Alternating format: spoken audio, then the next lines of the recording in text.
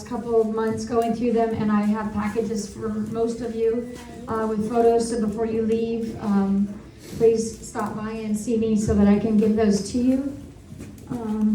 What else was I gonna say up front? That's it? Okay. All right, Jacob's gonna start. And you have some music for your mom. Well, Mom, of course, had this all planned out, so she has specific songs she wanted played and specific things she wanted read. And one of them is a Bible verse, and Jacob's going to start with that. Hello, everyone. Jacob Atkins, Ann's grandson. So my grandmother requested that I read 1 Corinthians chapter 13, verse 3 or 4 through 13. Sorry. And it just went away from me, so we just pull it back up. Originally, my mother and I were intrigued by my grandmother's request to have this read today, as the passage is normally recited at weddings as a lesson on love and marital guidance. However, the more I researched the passage, the more I realized how much of a guiding force in my grandmother's life it was. The reading closes with, "So faith, hope, love abide, these three, but the greatest of these is love. For faith will no longer be needed in the resurrection of Christ, and the hope that carried us through trials and tribulations will no longer be needed. Love, on the other hand, is how the world will know we belong to God." Within some variations that I've read upon researching this, the verse, I have found that the words love and charity are interchanged. For charity is selfless acts that can only originate from a place of love. I don't know about you, but I have never met a more charitable person in my life. From taking countless pictures, driving across the country, or long walks on the beach to pick shells, my grandmother devoted her time in the service of others. Her love knew no bounds.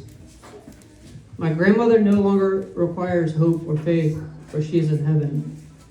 Her love, however, is ever present, felt by each and every one of us today, and will be carried with us until we meet again. 1 Corinthians chapter 13, verses 4 through 13. Love is patient and is kind. Love is not jealous or boastful. It is not arrogant or rude. Love does not insist on its own way. It is not irritable or resentful. It does not rejoice at wrong, but rejoices in the right. Love bears all things, believes all things, hopes all things, endures all things. Love never ends. As for prophecies, they will pass away. As for tongues, they will cease. As for knowledge, it will pass away. For our knowledge is imperfect, and our prophecy is imperfect. But when the perfect comes, the imperfect will pass away. When I was a child, I spoke like a child. I thought like a child. I reasoned like a child. When I became a man, I gave up childish ways. For now we see in a mirror dimly, but then face to face. Now I know in part, then I shall understand fully, even as I've been fully understood. So faith, hope, love abide, these three, but the greatest of these is love.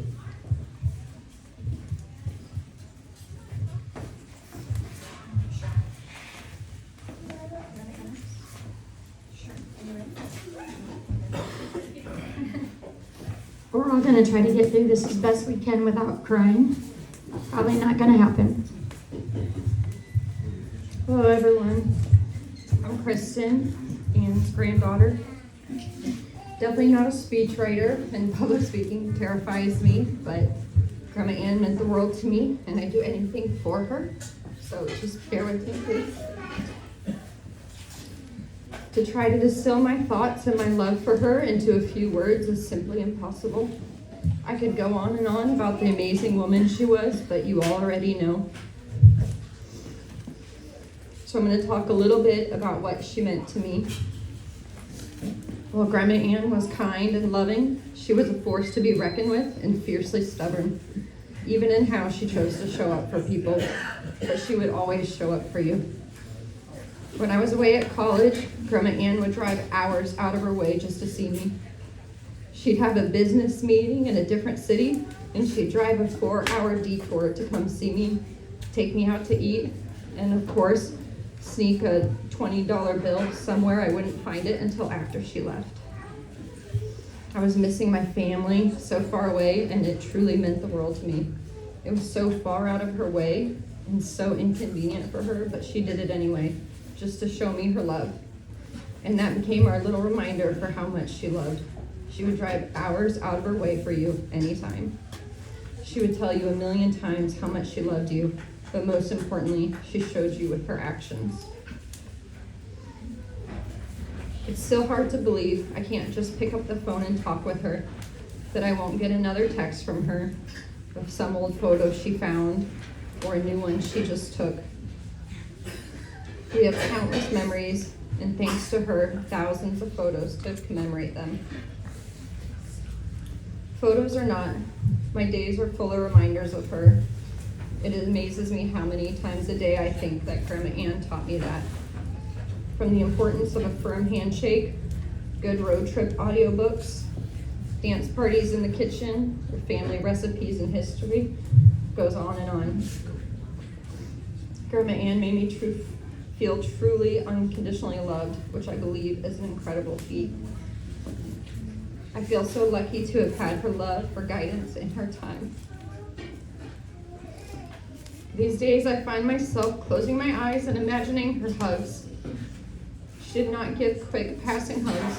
She gave the intentional hold you tight kind of hugs, and she gave them in abundance.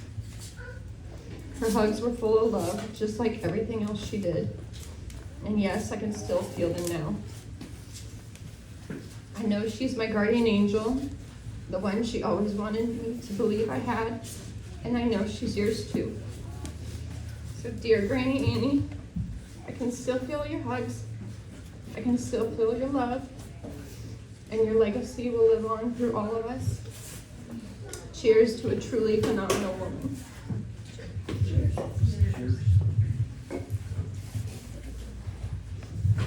Sue is going to say some words.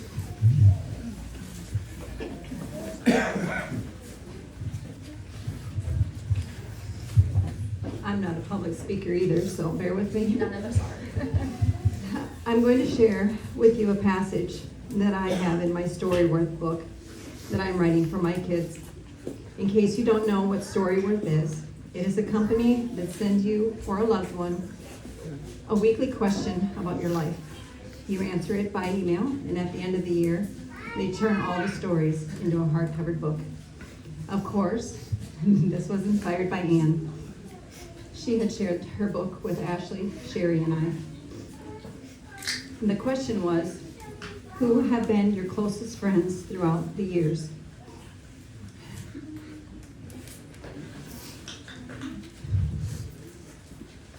God always puts people in our lives at just the right time to help us along the way. A very unexpected friendship that continued to grow. I feel like she's my soul sister, the one who has gone through a lot of the same things I have, the one who truly understood the depth of my core, everything about me.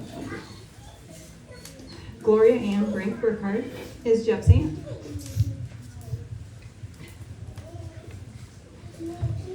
I met her at one of the many family get-togethers. What started as a garage sale trip to Cedar Rapids, where she lived at the time, ended with a connection to this woman. I don't know if I can put it into words what her friendship means to me. The depth of her love and compassion are felt with every word she speaks. Her heart is huge. It explodes with kindness. Her smile is like the sunshine that radiates warmth everywhere she goes.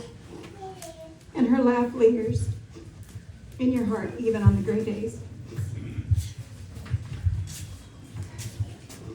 Her hugs, they feel like a soft, cozy blanket on the coldest days. She's a woman of strength and integrity. She's faithful and open-minded. She's a wealth of knowledge, supportive, and thoughtful. Her love for her family is beyond measure, that shows through the love and pride that shines in her eyes. She's an inspiration of devotion, courage, and determination. I will forever have a love for the ocean. The sound of the waves rolling onto the shore remind me of Anne. She has been a beacon of light guiding me home, a place within myself.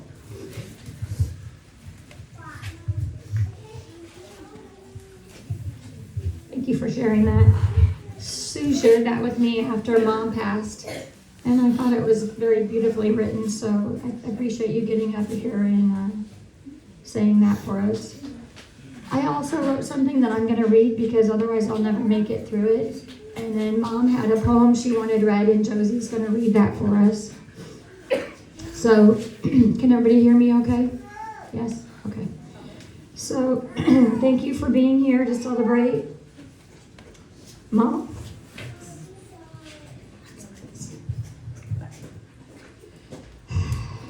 A woman whose love ran deeper than anyone I've ever known. You notice a trend? I think everybody feels the same way. If my mother loved you, you never had to wonder. She would tell you a million times and show you in a million more ways. Her kindness was endless. Her generosity had no end. She was the kind of person who cared for everyone around her, whether you needed it, wanted it, or even realized that she was doing it. Mom was a caretaker through and through. When she retired, I went to her retirement ceremony, and her colleagues told me that she used to bring a cooler of water, a bag full of snacks, so that no one went hungry or thirsty on their route. That didn't surprise me one bit. She did the same for us too. Even when I took her to chemotherapy, she packed snacks, water, and of course a fleece jacket for me, just in case I got cold or hungry. She gave until there was nothing left to give, and somehow she always found more. My mom didn't just love, she lived love. You felt it in her laughter, her cooking, the warmth of her hugs, her phone calls, and the way she worried about you. That was her love language, care disguised as concern. She needed to know that you made it home safely. She brought homemade chicken soup when you were sick. And even in her final days, when her world had become much smaller and quieter, she spent her waking moments. I can't look at you, Mike. She spent her waking moments telling us how much she loved us, saying it over and over. Thank you. You guys are taking such good care of me. Even then, she was filled with gratitude, grace, and love. Her heart overflowed with love right to the very end. And how she loved Christmas. It was Mom's favorite time of the year. It came from cherished memories of Christmas Eve at Grandma and Grandpa's house, and she carried that tradition forward with her own family. She wanted everybody home for Christmas Eve, to open gifts, to laugh, to be together. Though her faith was strong, what she loved most about Christmas was the joy of giving. She was the most thoughtful gift giver. If she knew you loved cast iron, you soon have an entire set. If she knew you loved Salt Life, you would soon have a full collection. Her happiness came from seeing other people happy. That was one of her gifts, joy through generosity. Mom was also the keeper of memories, our family's photographer. She didn't just take pictures, she captured moments. She and Joe collected antique cameras and old photographs, preserving memories that told stories. No matter where we were or what was happening, she'd stop all of us for a photo. And we did, sometimes impatiently or with possibly mild frustration. But she didn't just take pictures, she captured our lives, the small fleeting moments that we now cling to with gratitude. In her last few months, she spent hours sorting through those photographs, so each of us would have pieces of those memories to hold on to. What a precious final gift that is. I'll forever be grateful for that. Mom wanted her celebration of life to be just that, a celebration. She wanted it to be filled with laughter, good memories, and stories that make us smile. She wanted it to be joyful, a reflection of the love she gave so freely.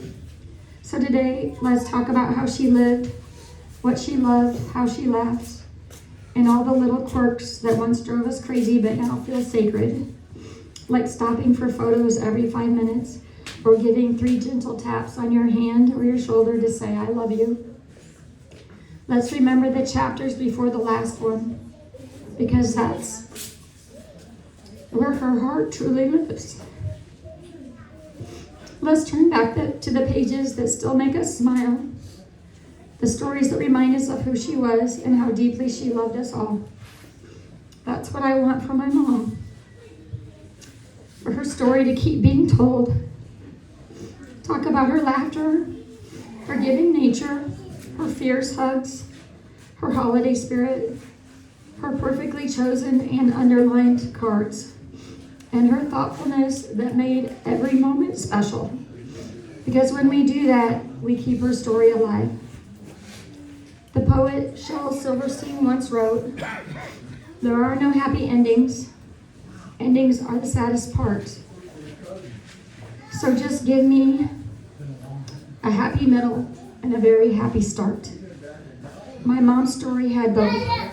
A beautiful start, a happy middle, filled with love, laughter, and a life that mattered. Our tears today aren't weakness. They're love refusing to stay silent. They're proof of a bond that didn't break. It simply moved beyond the reach of time. So when the tears come, let them. They're not a sign of sadness alone. They're a sign of gratitude. Because grief is the price of love, and it's one worth paying.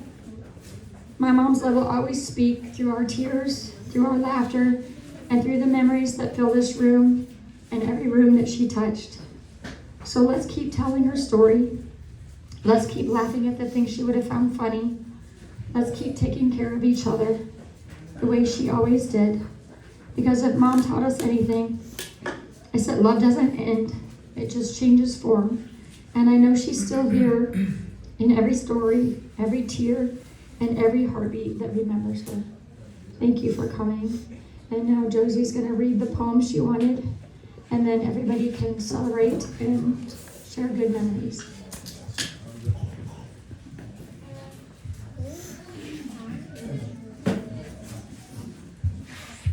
Hi everyone, I'm Josie Brake, formerly Josie Peterson. Aunt Michelle asked me to read this last night, and I'm not a public speaker either. I'll probably sit up here and shake, and you'll see me from the back row, but that's what Grandma would have wanted. And after reading over this poem, it's something that it speaks her. So just bear with me here. To those I love and those who love me, when I am gone, release me, let me go. I have so many things to see and do.